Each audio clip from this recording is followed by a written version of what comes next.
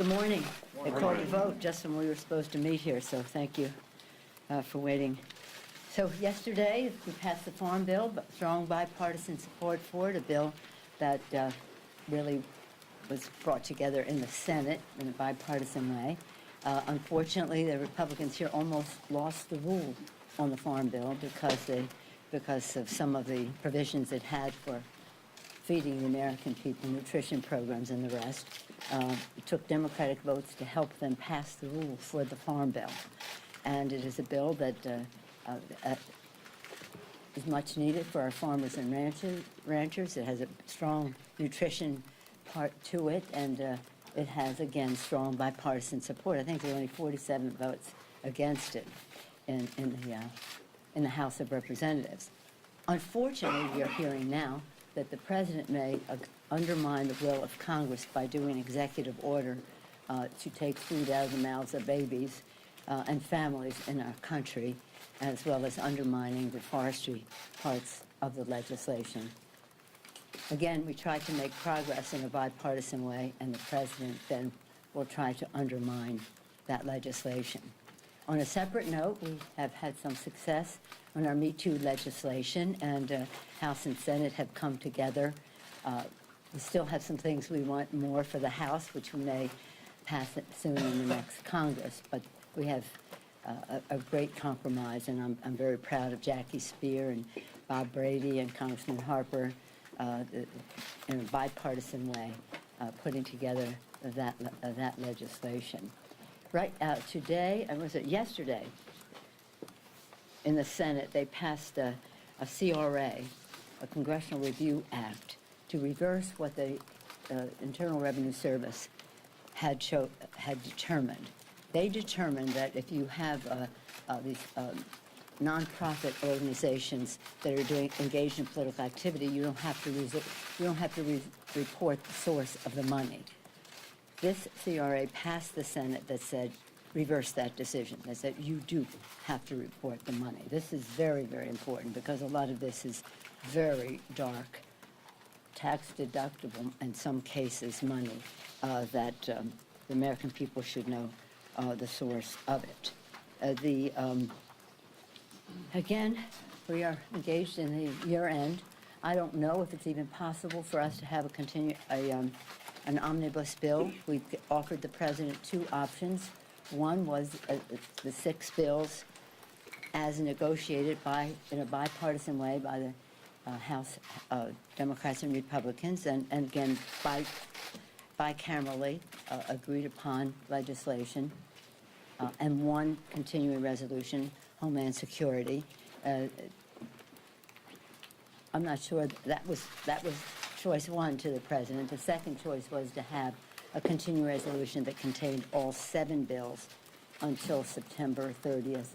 That may be the livelier prospect, in which case all of the discussion of is this going to be in, is that going to be in, is this going to be in, no, because we won't have that omnibus bill. It's really unfortunate that the president has decided that he would shut down government at a time when the markets are in a mood where people are losing their jobs in some industries, the auto industry for one, where there's uncertainty in terms of the financial security of America's working families, and a holiday season that the president would say he would shut down government. That's a drastic thing for him to do, especially as we leave the Congress for the holidays, because that means it would be shut down for a while. He said, I'll tell you what, I'm proud to shut down the government. I'll be the one to shut it down. We're going further to say, I'm not going to blame you for it. He's taking full responsibility for the Trump shutdown.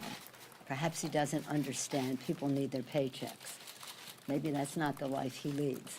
It's not enough to say we'll pay you in January when people have to make ends meet in December. Of course, if he went down that path, as soon as we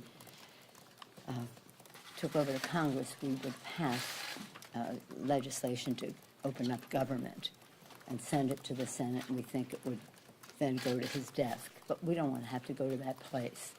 It really would be important. Now, what's important is, as I said, They didn't even have the votes to pass the rule for the farm bill yesterday, a bill that was wildly popular when it came up, but didn't have the votes to pass the rule without our help for the farm bill. They do not have the votes to pass the president's proposal, $5 billion, whatever it is, for the wall.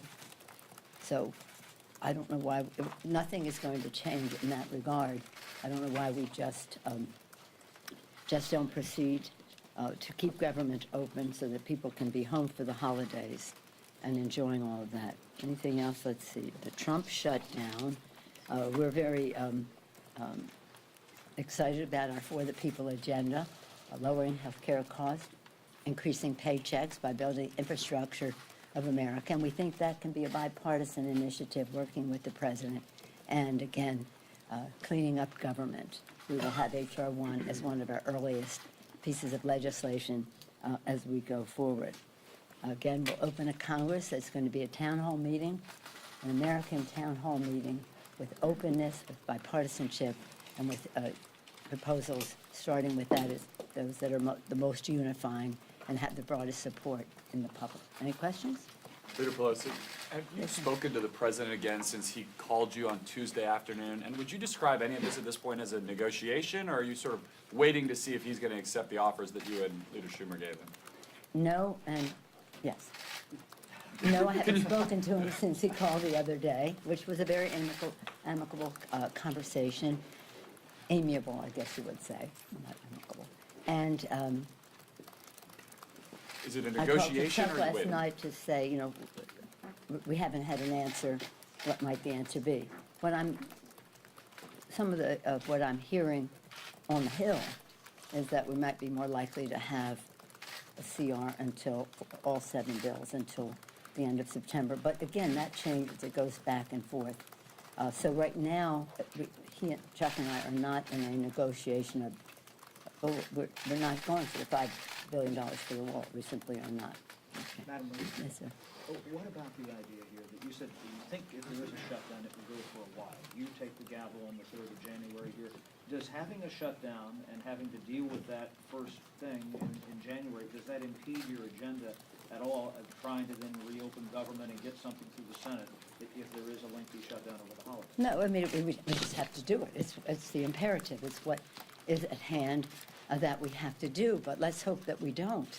Let's hope that there won't be a shutdown of government. That's a very bad thing to do. Maybe the president doesn't grasp that, but that is very harmful to our country at significant cost. And another day, when we have more time, we'll go into when the Republicans shut it down before. On the 17th day, they finally opened. It cost of billions of dollars to our economy. And they still voted against opening up government. You know, we had a large number of Republicans voted against opening up the government. What makes you think he changes his calibration, even if you're able to pass a bill under your watch on the 3rd of January? His position ostensibly wouldn't have changed. Why would he sign that bill to open government up in January? But does he want to have government closed forever? I mean, what's this about? I know he doesn't believe in government. I know he doesn't know that much about what is at risk to shut it down. But I think that it would be, let's not talk about what might happen. Let's talk about what we can do right now to keep government open. There is strong bipartisan support to do that. The only obstacle is the President of the United States.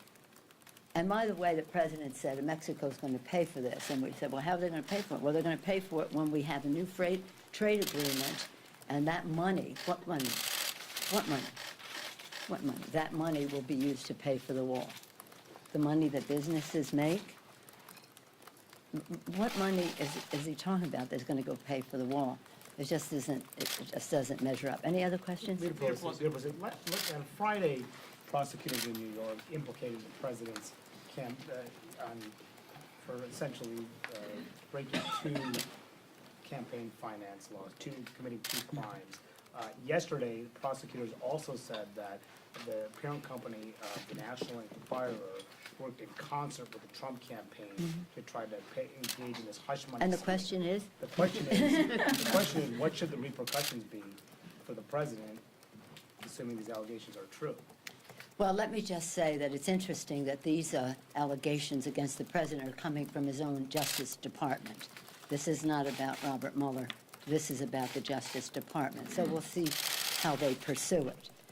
But from our standpoint, what we're interested in is meeting the needs of America's working families, to spend our time lowering health care costs by reducing the cost of prescription drugs, increasing paychecks by building infrastructure of America. Both of those things are things that the president said he wanted to do during the campaign.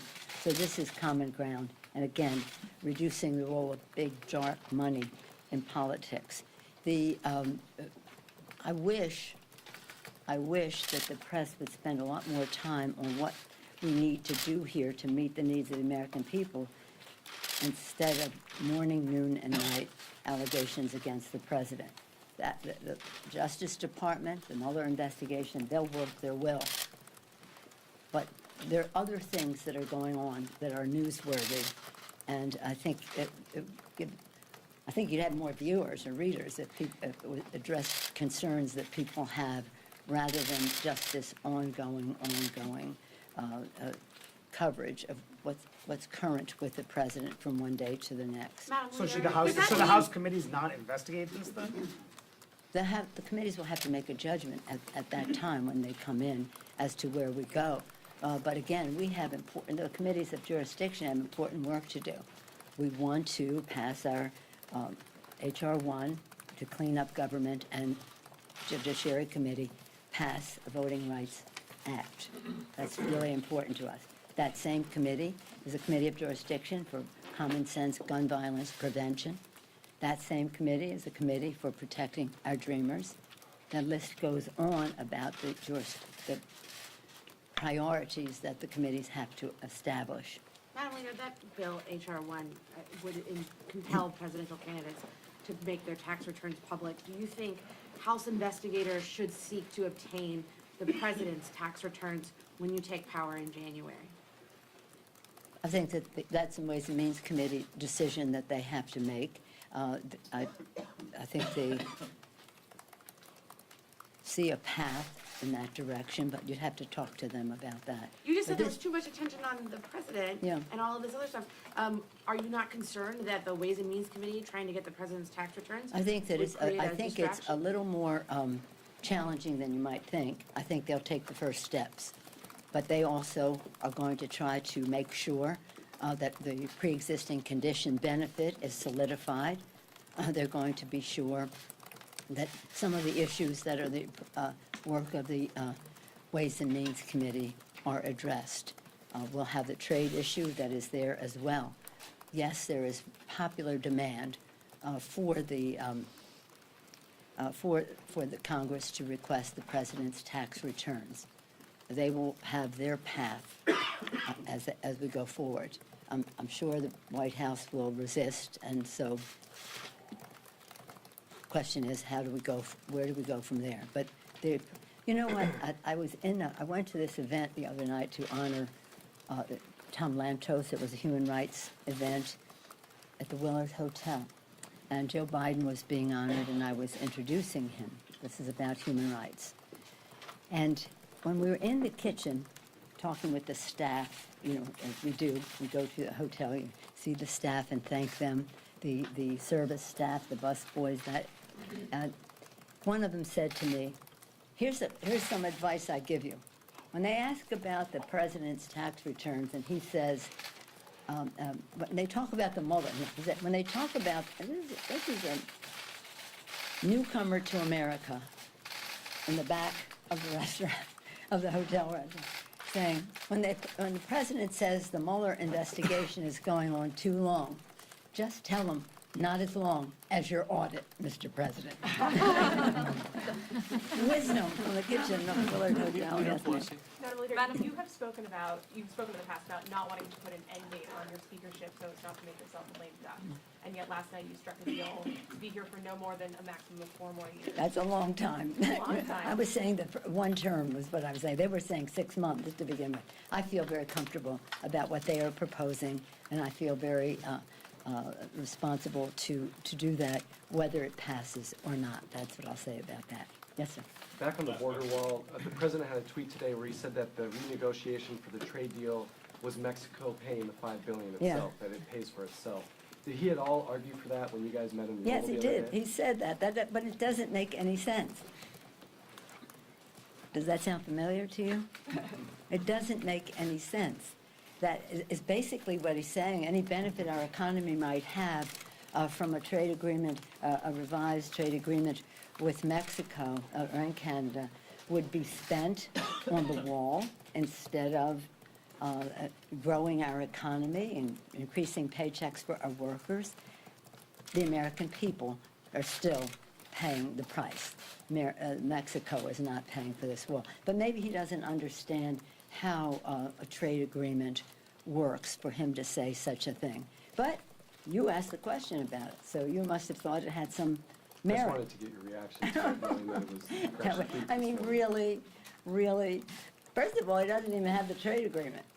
Let's see the law, the enforcement in the agreement for environment, for workers' rights, for some of the pharmaceutical issues and other health-related provisions in the legislation. Let's see the enforcement there. I'm open to a revised, as I said, trade agreement formerly known as NAFTA, but it isn't, we're not there yet. And for the president to say Mexico's paying for this because if we revise NAFTA, that money will be used to pay for the wall is an opportunity cost for our country. And if it were so, but it isn't even so. So I think the Oval Office is an evidence-free zone. You've got to have facts, data, evidence, truth in order to make an agreement on how you go forward. And that's just another example of what we had as a problem wanting to discuss in public, some of the representations that the president was making, which just simply weren't true.